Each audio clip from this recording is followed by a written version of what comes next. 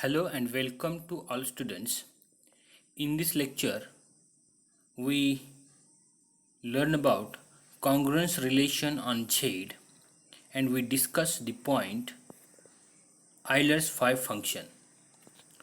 So first of all, we see the outline of our lecture. First of all, we define what is meant by Euler's phi function. Then we see some results and then we solve some examples based on Euler's phi function. Okay, in the introduction, so let us we know that the relatively prime numbers, two numbers are said to be relatively prime if their GCD is equal to 1. So this is the definition of relatively prime numbers. So any two integers are said to be relatively prime if their GCD is 1. Okay, so this is the definition of relatively prime integers. Now, for example, integers 4 and 9 are relatively prime because their GCD is 1. So GCD of 4 and 9 is 1. So what is meant by GCD? GCD means greatest common divisor. Okay, so 4 and 9 has GCD 1, therefore we can say that the 4 and 9 are relatively prime numbers. Now let us take next example. Integers 8 and 15 are relatively primes because their GCD is equal to 1. So integers 8 and 15 also has GCD 1, therefore they are relatively prime numbers. Now let us see the definition of Euler's phi function. So definition is very simple. For n greater or equal 0, phi of n is the number of positive integers which are less than n and relatively prime to n. So this is the definition, and this definition says that. So here phi is called as Euler phi function. This phi function is called as Euler phi function. Okay, and for any integer n greater or equal 0, so phi of n denotes the number of positive integers which are relatively prime to n and strictly less than n. Okay, so Euler phi function is nothing but a number. Okay, so it is nothing but the number of all positive integers which are less than n and which are relatively prime to n, and it is called as Euler phi function phi of n. Okay, so for example, so phi of 8 is 4. Value of phi of 8 is equal to 4 because the integers 1, 3, 5, 7 are less than 8 and also they are relatively prime to 8. Means GCD of these 4 numbers with 8 is 1. GCD of 8 and 1 is 1. GCD of 8 and 3 is 1. GCD of 8 and 5 is 1. GCD of 8 and 7 is 1. So in this way, all these 4 numbers 1, 3, 5 and 7, they are relatively prime to 8. Therefore the value of phi of 8 means Euler phi function phi of 8 is equal to 4. Okay, next example, phi of 12 is equal to again 4 because the integers 1, 5, 7 and 11 are less than 12 and all are relatively prime to 8. All are relatively prime to 12. Here sees some mistake.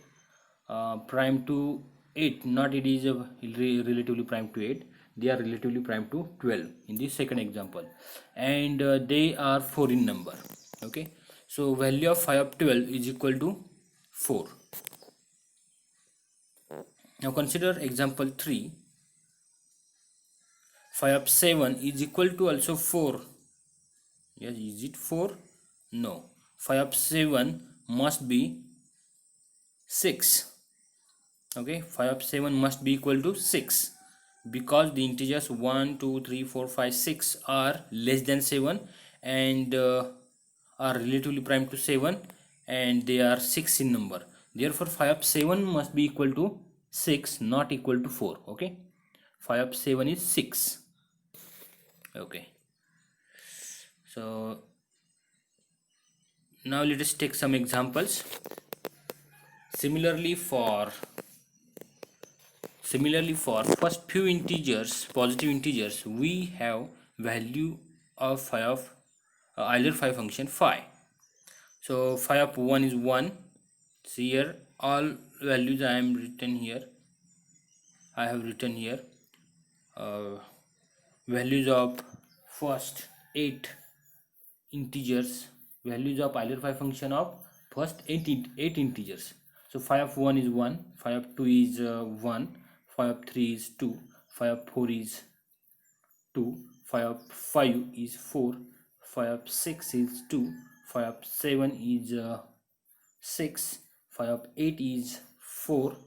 So in this way we can write all the values of Euler phi function of all integers, all positive integers. Okay, note, we have to write some notes now. First note is very important. If n is positive prime, then every integer less than n is relatively prime to n. In this case, phi of n is equal to n minus 1. So for a prime positive prime number, value of, suppose n is a positive prime number, then its value of Euler phi function is n minus 1. Means n is positive integer, then phi of n is n minus 1. So for example, 7 is a prime number, so phi of 7 is 7 minus 1 means 6. One more example, phi of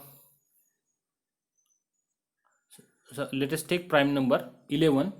11 is a prime number, then phi of 11 must be equal to 11 minus 1 means 10. So phi of 11 is 10.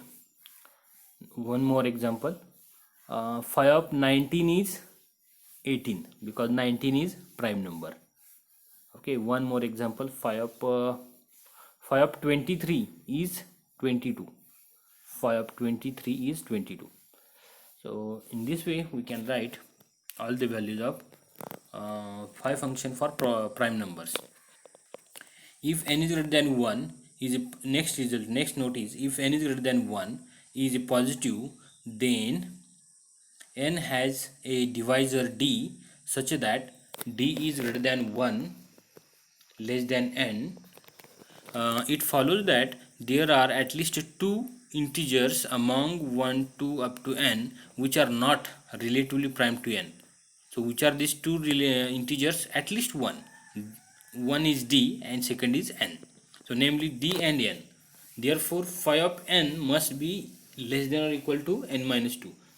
Okay, must be equal to less than or equal to n minus 2. So value of phi of n must be less than or equal to n minus 2 because at least two integers from 1 to n, they are not relatively prime to n. Therefore value of phi of n must be less than or equal to, at most the value of phi of n is at most n minus 2. Okay, a result without proof. Let us write some results without proof. First result is p is a prime if and only if phi of p is equal to p minus 1. P is a prime if and only if phi of p is equal to p minus 1. So that is important result for okay, in the previous slide we saw some examples for prime numbers. Suppose prime is 7, then phi of 7 is 6. Suppose we have prime number 11, then phi of 11 is 10. So one less number. Now result, if p is a prime and e is greater than 0, then one more result, if p is a prime number and e is greater than 0, then phi of p raised to e is equal to p raised to e minus p raised to e minus 1. Okay, phi of p raised to e is equal to p raised to e minus p raised to e minus 1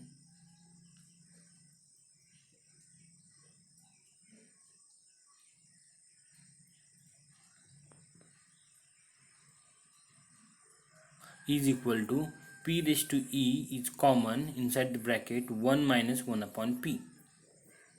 Okay, so this is one more result that we have to keep in mind and try to solve problems based on this now. Okay, now result number 3, if the integer n is greater than 1, if the integer n is greater than 1 has the prime factorization, if n is greater than 1, then has the prime factorization p is a prime, has a prime factorization, p is a prime, and is greater than 0, then n is equal to p1 raised to e1, p2 raised to e2, dot dot dot pr raised to er. This is the product on the right hand side. Product terms are there.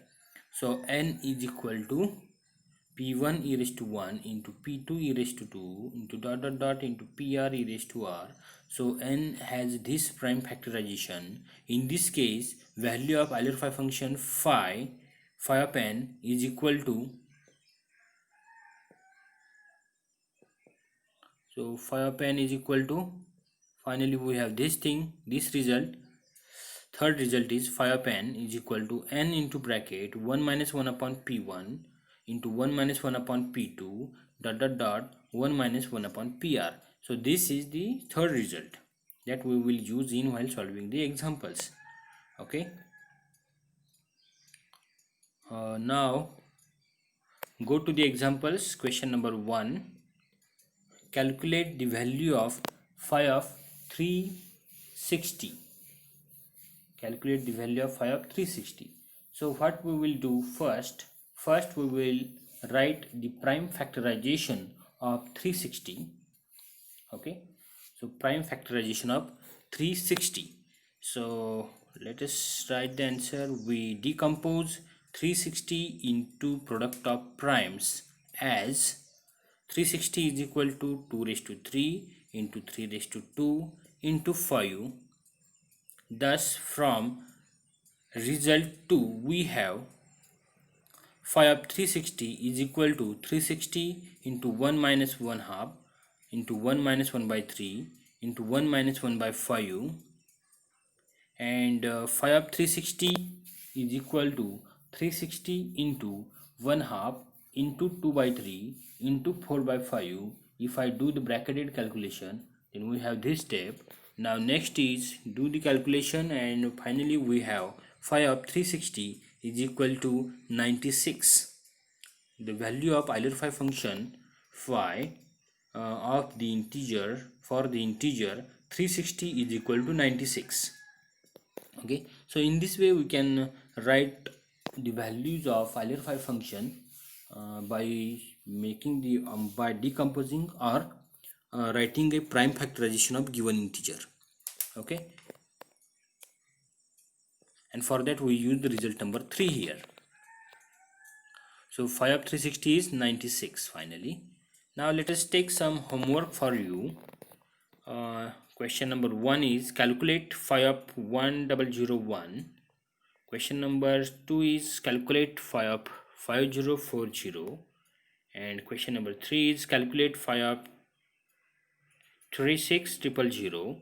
So find the values of all these Euler phi functions for the given integers. Okay, and solve these examples in your notebook. Take a photo and upload this photo on Google Classroom. Okay, so this is homework for you, and now let us we So if you have any query, you can contact, and let us stop our lecture.